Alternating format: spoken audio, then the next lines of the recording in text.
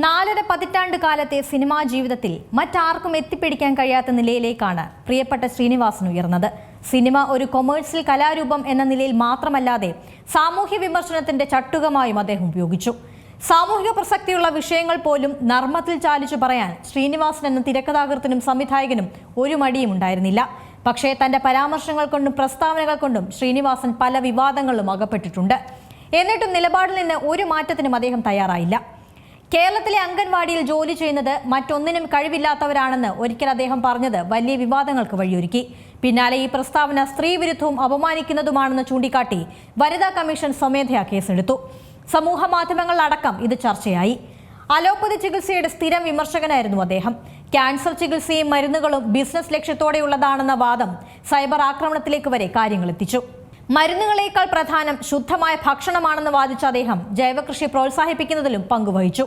രാഷ്ട്രീയപരമായി പോലും പലപ്പോഴായി അദ്ദേഹം വിമർശനങ്ങളും വെളിപ്പെടുത്തലുകളും നടത്തി. കമ്മ്യൂണിസ്റ്റ് കുടുംബത്തിൽ ജനിച്ച വ്യക്തിയായിട്ടും കമ്മ്യൂണിസ്റ്റ് വിമർശനം നടത്തിയ ആളും അദ്ദേഹം തന്നെ. ലോകത്തിലെ ഏറ്റവും വിഡ്ഢികളായ വോട്ടർമാരാണ് മലയാളികളെന്നും കൊള്ളയടിക്കാൻ നേതാക്കൾക്ക് അവസരം നൽകുന്ന നയമാണെന്നും ശ്രീനിവാസൻ ഒരിക്കൽ വിമർശിച്ചു. ഏറ്റവും പുതിയ വാർത്തകളും വിശേഷങ്ങളും വിരൽ തുമ്പിലറിയാൻ സീ മലയാളം ന്യൂസ് എല്ലാ ഡിജിറ്റൽ പ്ലാറ്റ്ഫോമുകളിലും ലഭ്യം.